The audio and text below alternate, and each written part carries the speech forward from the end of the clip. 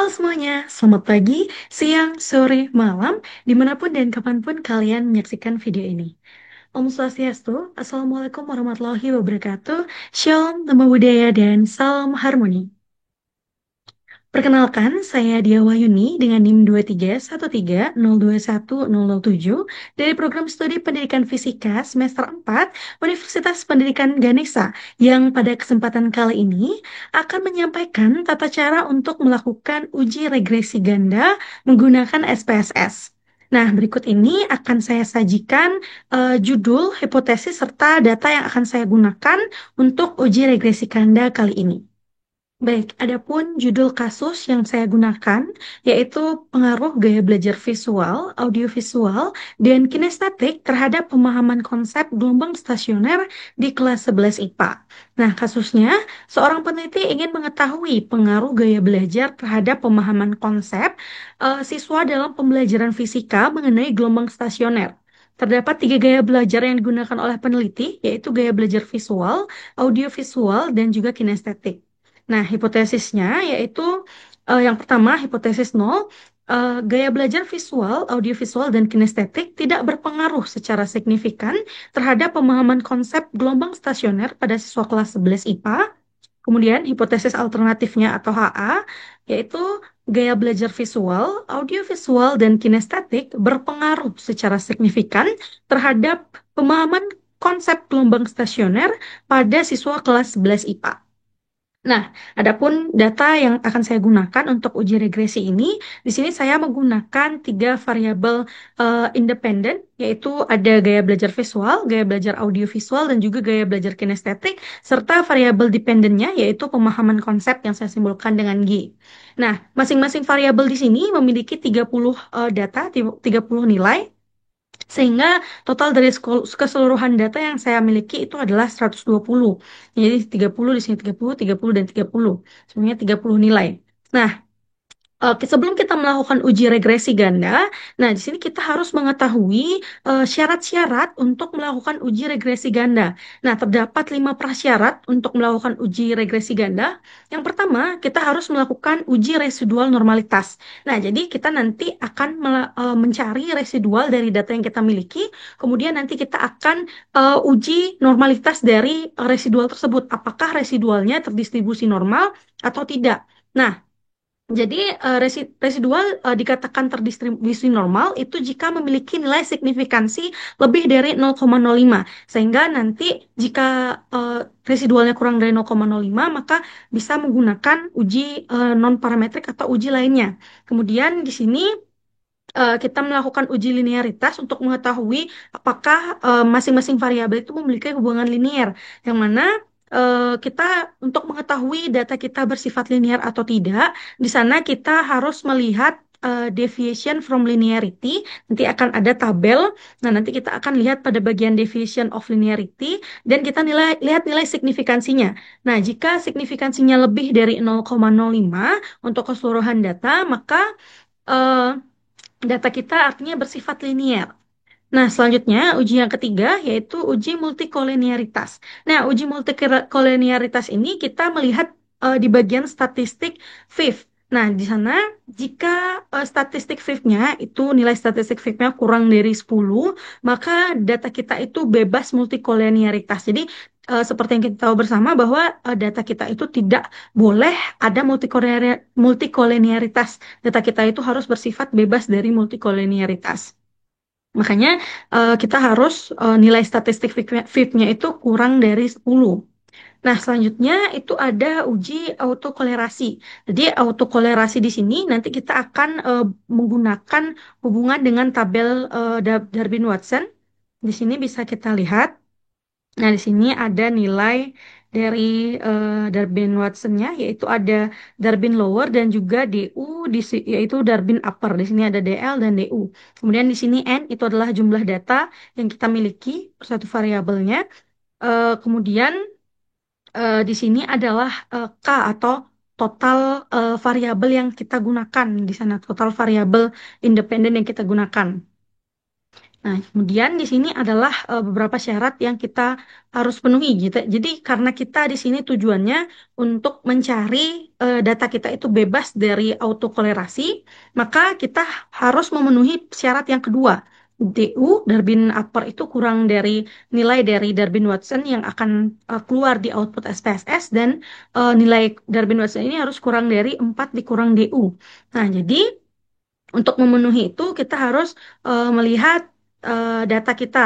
Jadi kita bisa eh, lihat pada tabel DU di sini. Nah, karena kan data kita 30 nih. Nah, jadi di sini kita akan seret 30, kemudian K-nya itu kita 3, variabel independennya itu kita ada 3. Nah, di sini maka untuk Darwin uppernya di sini adalah 1,650. Jadi nanti data kita itu harus nilai Darwin Watson ini harus lebih dari 1,650 dan kurang dari 4 dikurang 1,650 sehingga data kita itu bebas dari autokolerasi. Nah, kemudian jika data kita tidak menghasilkan kesimpulan, di sana nanti kita bisa melakukan uji lanjutan, ada namanya uji rantes.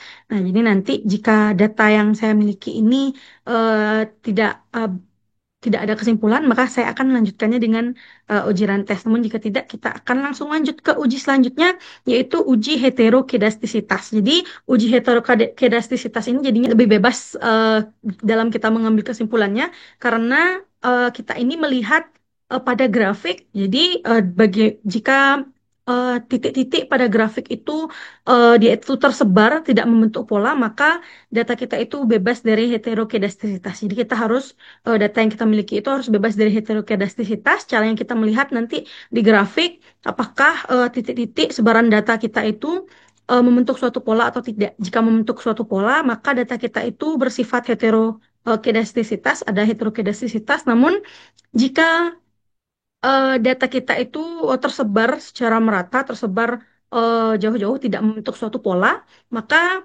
data kita itu adalah bebas dari heterokedastisitas. Setelah kita memenuhi 5 uji prasyarat ini, maka kita bisa melakukan uji regresi. Nah, sekarang saya akan melakukan uji prasyarat yang pertama, yaitu uji residual normalitas di program SPSS. Baik, jadi ini adalah tampilan awal dari SPSS-nya. Nah, sekarang kita akan menuju ke variabel view terlebih dahulu. Kita berikan nama dulu terhadap kolom-kolom dan baris yang ada di tabel ini. Nah, jadi seperti yang tadi sudah saya jelaskan bahwa ada 3 variabel X dan juga 1 variabel Y. Nah, di sini kita berikan nama, yaitu ada X1, kemudian ada X2, kemudian ada X3, dan juga ada variabel Y. Nah, di sini kita desimalnya kita buat 0 semua agar data kita itu bilangan bulat.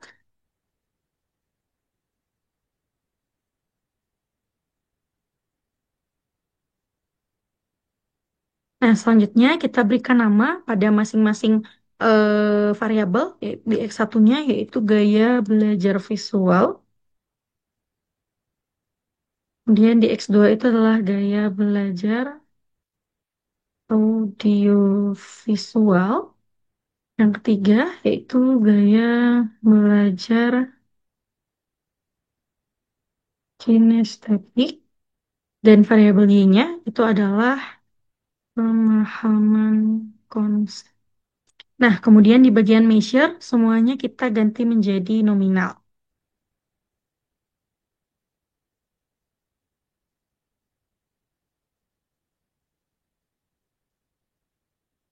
Oke, selanjutnya kita ke bagian data view. Nah, di bagian data view ini kita melakukan input data yang kita miliki. Jadi sekarang saya akan mengcopy data yang tadi ada di Word.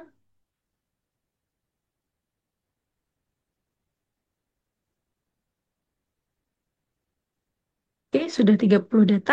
Nah, sekarang kita akan mencari residual dari data yang kita miliki. Caranya adalah kita pilih analyze, selanjutnya kita pilih regression. Nah, di sini kita pilih linear, dan kita pilih di bagian plots. Oke, sorry. Kita pilih di bagian save. Nah, di residual kita centang yang bagian, sorry, kita centang yang bagian under standardized. Kemudian kita pilih continue dan kita input variabelnya ke sebelah kanan. Untuk pemahaman konsep kita taruh ke variabel dependent dan untuk tiga gaya belajar ini kita taruh ke variabel independent. Nah, selanjutnya kita pilih OK dan akan keluar output seperti ini. Nah, jadi akan langsung ada nilai residual di sebelah kanan dari kolom Y. Nah, di sini ada kolom residual tambahan. Nah, sekarang kita akan menguji residual ini apakah dia itu terdistribusi normal atau tidak. Caranya yaitu kita pilih analyze, kemudian kita pilih non-parametric test. Setelah itu kita pilih legalcy dilute dan kita pilih one simple QS. Nah, kemudian kita input yang under standardized residual ke tes variabel. Nah, selanjutnya kita pilih option. Di sini kita centang deskriptif, boleh jika tidak dicentang. Ini kemudian karena di sini sudah tercentang normalnya, kita tinggal pilih OK. Nah, jadi nanti akan menghasilkan output seperti ini. Nah, kita lihat pada bagian one sample Kolmogorov-Smirnov test. Nah, di sini kita lihat di bagian asymmetric to tail. Nah, jadi seperti yang sudah saya jelaskan tadi, bahwa jika nilai asymmetric to tail-nya itu lebih dari 0,05, maka data kita itu bersifat terdistribusi normal atau residual data kita bersifat terdistribusi normal. Jadi, di sini bisa kita lihat bahwa nilai detailnya yaitu 0,2 sehingga dapat kita simpulkan bahwa data kita itu bersifat terdistribusi normal. Residual kita bersifat terdistribusi normal. Nah, selanjutnya kita akan ke uji prasyarat yang kedua yaitu uji linearitas. Nah, kita akan kembali ke bagian data view terlebih dahulu. Nah, kita sudah kembali ke bagian data view. Sekarang, untuk melakukan uji linearitas, sekarang kita pilih analyze lagi. Kemudian kita pilih compare means. Dan kita pilih bagian means. Selanjutnya kita add variabelnya, yaitu bagian pemahaman konsep ke dependent list. Kemudian gaya belajarnya ke independent. Seperti tadi. Untuk eh, residualnya tidak perlu kita input ya. Kita hanya menginput tiga variabel saja.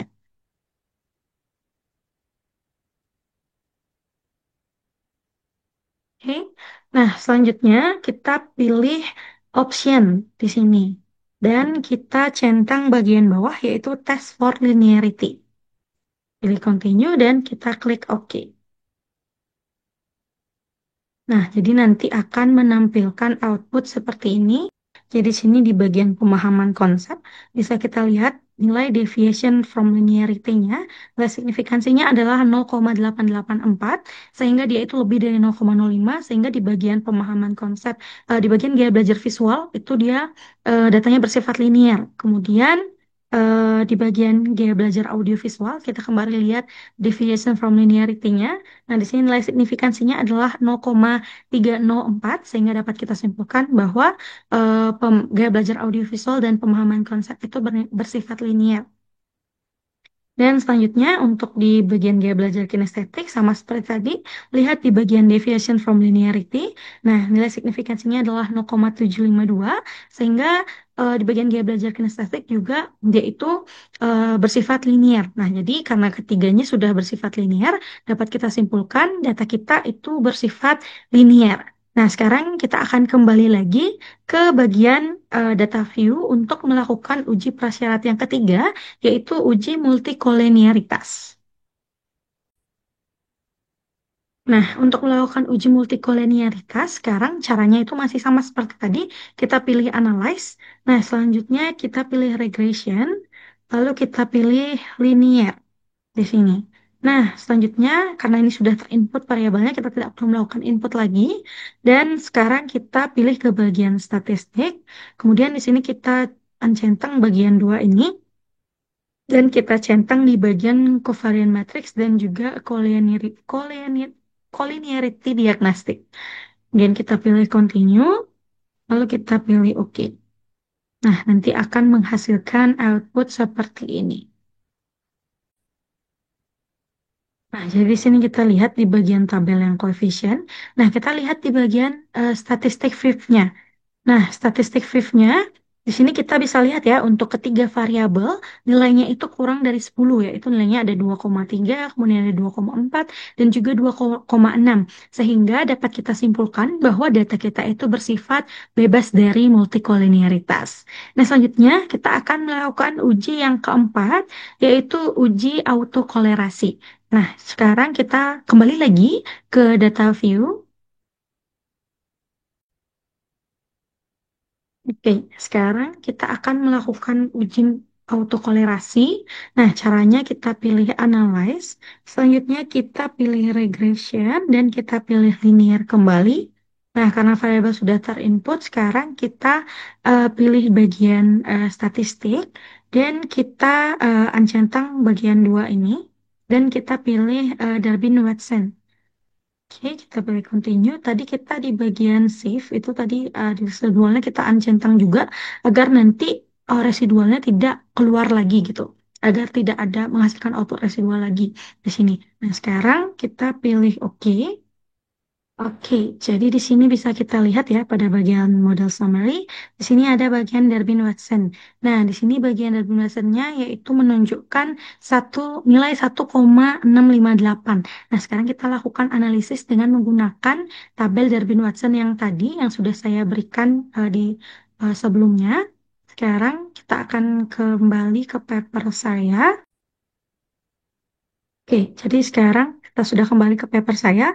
Di sini bisa kita lihat tadi bahwa kita sudah mendapatkan ya, kita harus menggunakan syarat yang kedua untuk mengetahui data kita itu bersifat bebas autokolerasi. Nah, sekarang tadi sudah saya juga kasih tahu bahwa nilai DU yaitu 1,650. Jadi nilai DW-nya itu harus eh, lebih dari nilai DU dan kurang dari 4 min DU. Nah, di sini kita tahu bahwa tadi nilai DU kita itu adalah 1,658. Nah, sini saya sudah salin tadi dari SPSS-nya. Nah, kita tahu bahwa nilai Darwin-Watson kita yaitu 1,658. Nah, Darwin-Watson dari data yang tadi yaitu 1,658. Nah, sekarang kita cari tahu apakah data kita bersifat bebas dari autokolerasi atau tidak. Nah, jadi di sini bisa kita lihat bahwa nilai dari DU-nya yaitu 1,650 itu kurang dari nilai dari Darwin-Watson yang kita dapatkan yaitu 1,658. Dan di sini kita bisa sudah saya hitung di sini bahwa 4 dikurangi DU, 4 dikurangi 1,650 itu menghasilkan 2,35 sehingga nilai dari 4 min DU ini lebih besar dari DW sehingga dapat kita simpulkan bahwa data kita itu bersifat bebas dari autokolerasi karena telah memenuhi syarat DU kurang dari DW kurang dari 4 min DU. Nah, selanjutnya kita akan melakukan uji yang terakhir sebelum kita ke uji regresi berganda, yaitu uji heterokedastisitas. Nah, kita akan kembali ke program SPSS. Oke, kita sudah kembali ke program SPSS. Nah, kita untuk melakukan uji heterokedastisitasnya, kita memilih menu Analyze, kemudian kita pilih Regression kembali, dan kita pilih Linear. Selanjutnya, input variable, karena variabel sudah terinput. Di sini sekarang kita langsung pilih ke bagian Plots. Nah, jadi di bagian Plots ini, kita akan input bagian spreadsheet ini, bagian spreadsheet ke bagian Y. Kemudian kita input bagian spread, nih yang ini spread ke eh, ke bagian X. Nah, di sini kita centang histogram, lalu pilih continue dan kita pilih OK. Oke, jadi nanti akan menghasilkan output grafik seperti ini, yaitu kita lihat di bagian scatter plotnya. Nah, di sini kita lihat bahwa data kita itu tersebar ya ke seluruh bagian dan tidak membentuk suatu pola. Nah, jadi dapat kita simpulkan bahwa data yang kita miliki ini adalah bebas dari heterokedastisitas. Nah, sekarang kita akan lanjut melakukan uji regresi berganda karena kelima uji prasyarat ini sudah kita penuhi. Nah, sekarang kita akan kembali lagi ke bagian sebelumnya, ke bagian data view. Oke, nah sekarang kita sudah kembali ke bagian data view. Di sini sekarang kita akan melakukan uji regresi berganda karena kita telah memenuhi 5 uji prasyarat yang tadi. Nah, untuk melakukan uji regresi berganda itu caranya sangat mudah sekali. Kita pilih analyze, kemudian kita pilih regression, dan kita pilih linear. Selanjutnya, karena di sini sudah tercentang, kita pilih statistik, bagian statistik. Di sini kita uncentang bagian Darwin-Watson, dan kita centang bagian estimate dan model fit. Selanjutnya kita pilih continue dan kita akan pilih OK. Kita cukup mencentang dua bagian itu saja. Kita pilih OK. Oke, sebelumnya untuk yang tadi ini kita nggak usah centang lagi. Kita kembalikan lagi biar nanti tidak keluar output lagi seperti ini. Oke, sekarang kita pilih OK. Oke, sekarang sudah ini dia adalah output dari uji regresinya. Di sini ada tiga tabel yang perlu kita perhatikan, yaitu bagian model summary, kemudian bagian ANOVA, dan juga koefisien ini. Nah, sekarang di bagian model summary kita analisis bahwa di sini kita lihat pada bagian R ini. Nah, kita bagian R ini memiliki nilai korelasi yang sangat besar, yaitu 0,921, yang menunjukkan bahwa nilai ini memiliki hubungan yang sangat kuat karena dia itu mendekati satu gitu, jadi memiliki hubungan yang sangat kuat.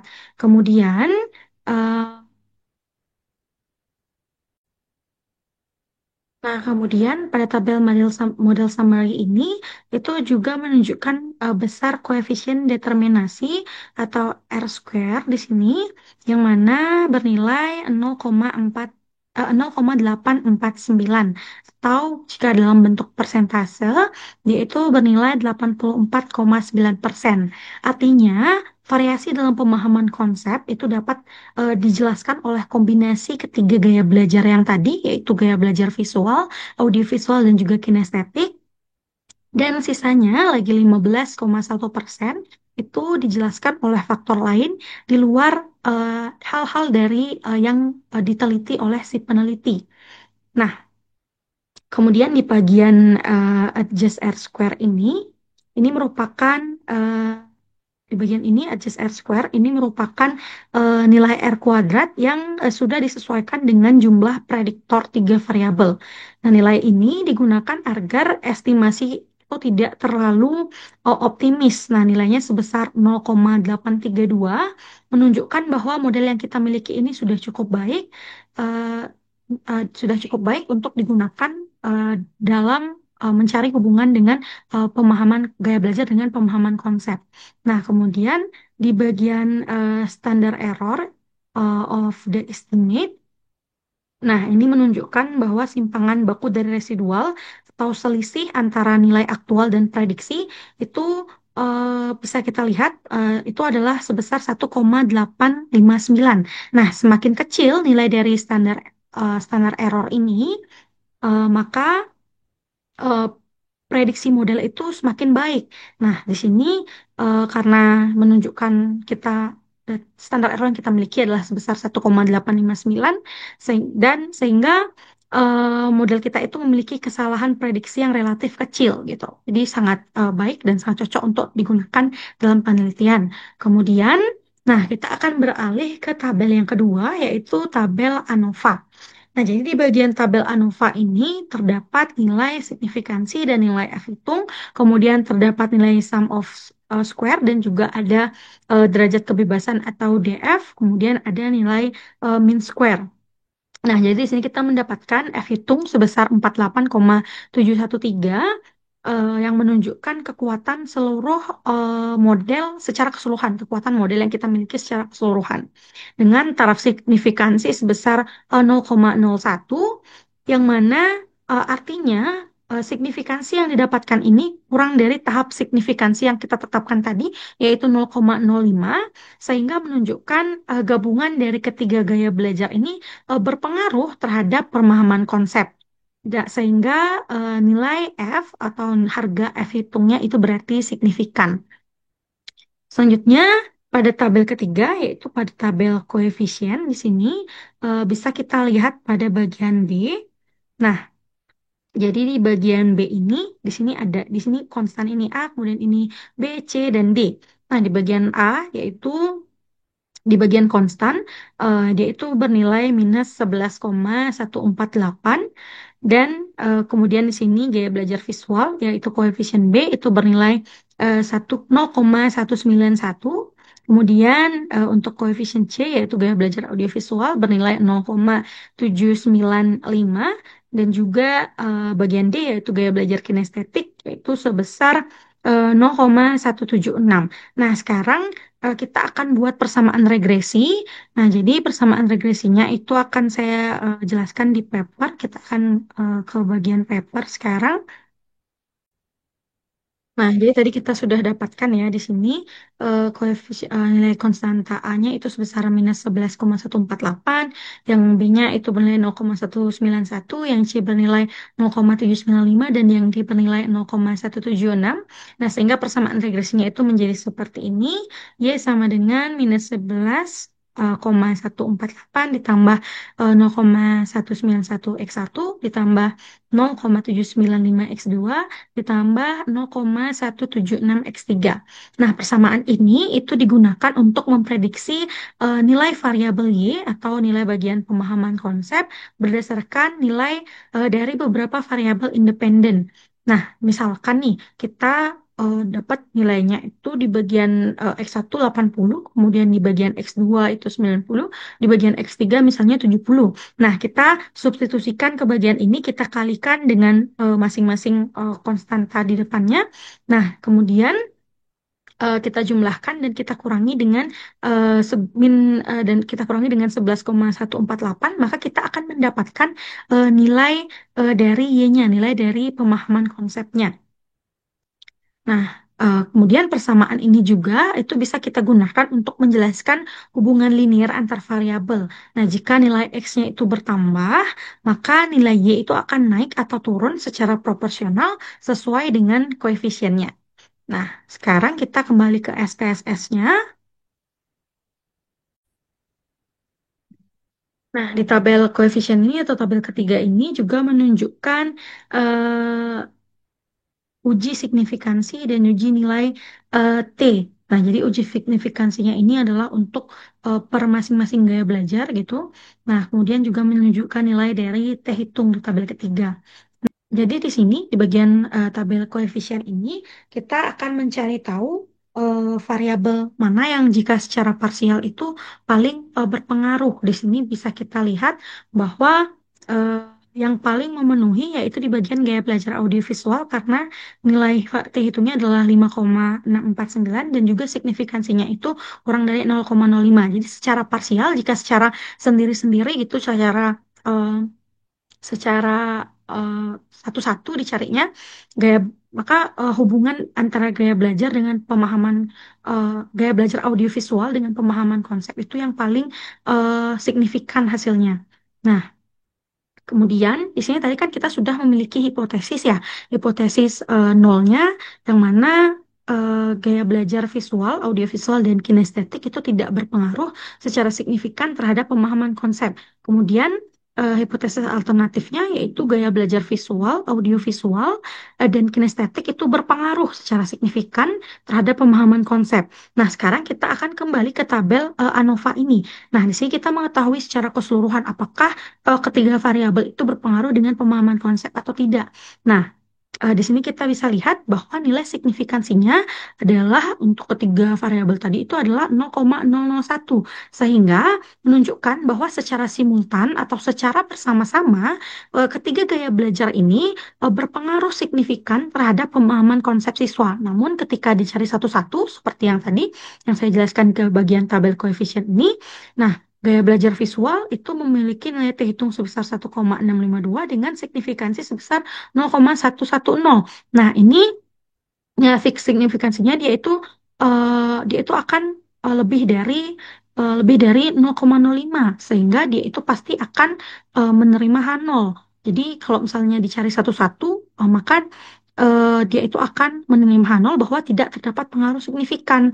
Kemudian di sini yang memiliki jika dicari satu-satu untuk gaya belajar audiovisual nilai T hitungnya sebesar 5,649 dan signifikansinya kurang dari 0,01. Nah, Di sini, jika dicari pemahaman konsep dengan gaya belajar audiovisual, maka dapat kita simpulkan bahwa gaya belajar audiovisual ini berpengaruh signifikan terhadap pemahaman konsep sehingga H0-nya itu ditolak sehingga H1-nya itu HA-nya itu kita terima. Dan untuk di bagian gaya belajar kinestetiknya itu juga sama, yaitu menolak H0 karena nilai signifikansinya itu adalah 0,3, itu lebih dari 0,05 sehingga menolak H0. Nah, jadi untuk secara keseluruhan, secara bersama-sama, secara simultan, dapat kita simpulkan bahwa ketiga gaya belajar yang tadi, yaitu gaya belajar visual, audiovisual, dan juga kinestetik, itu jika eh, secara bersama-sama itu akan mempengaruhi eh, pemahaman konsep siswa terhadap materi gelombang stasioner atau kita akan menerima HA dan menolak H0 karena nilai signifikansinya itu kurang dari 0,05. Nah, itu tadi tentang uji regresi berganda. Mungkin itu saja yang dapat saya jelaskan pada kesempatan kali ini. Sekian dari saya. Saya ucapkan terima kasih karena sudah menonton dan saya tutup dengan para Santi, Om Santi Santi Om. Wassalamualaikum warahmatullahi wabarakatuh. Shalom, namo buddhaya, dan salam harmoni.